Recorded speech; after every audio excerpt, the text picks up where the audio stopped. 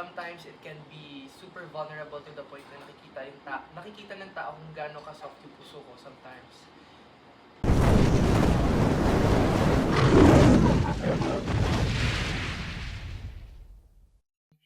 Lyrics-wise kasi talaga, I always tell myself that I need to be honest. 100%.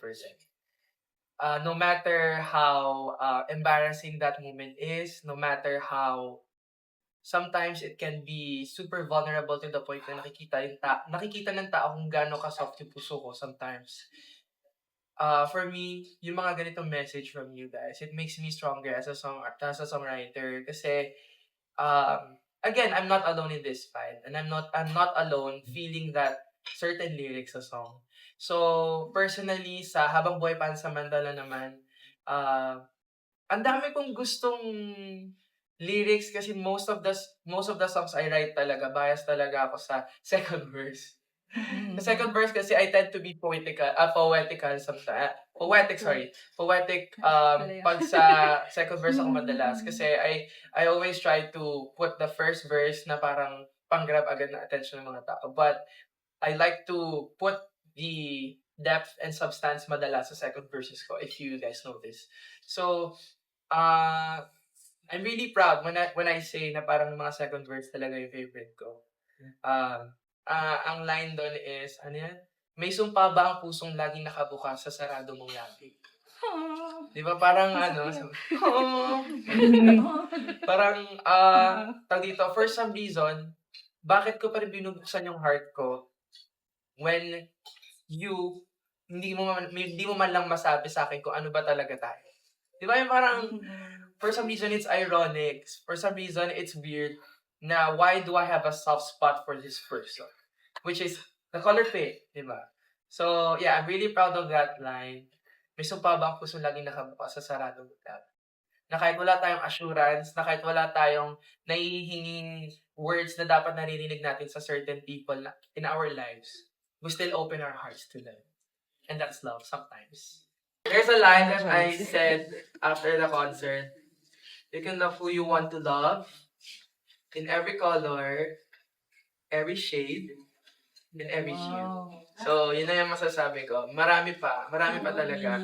So, Color Coaster is a very flexible concept kasi. And para sa akin, hindi ko pa kaya i-let go yung color boy era ko. So, matagal pa to.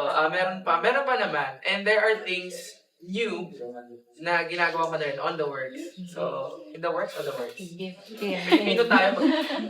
In the works. So, kainis ng daming gusto mong point. Pero, kagaya nga ng ginagawa namin ngayon, actually, I don't know if people realize na dami namin ginagawa ngayon, hindi usually ginagawa ng iba.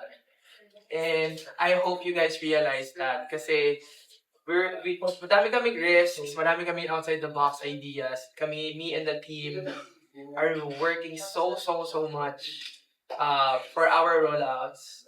And I'm just really proud. I'm just really proud of the things that because things are aligning sa kung ano yung risk namin. And I hope sana mas supportahan pa natin ito kasi pinaghirapan talaga namin super.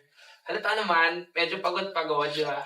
Pero super happy ako na I have my team beside me right now. Si Sai, Francine, si Mare, si Kuya Nathan. May mga special mention pa kayo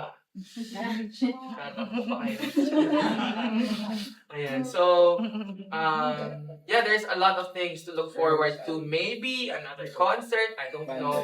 But for now, we're looking at different venues for the tour. Color Coaster Tour is happening in Jakarta and Singapore next month. Next month ba? Yeah.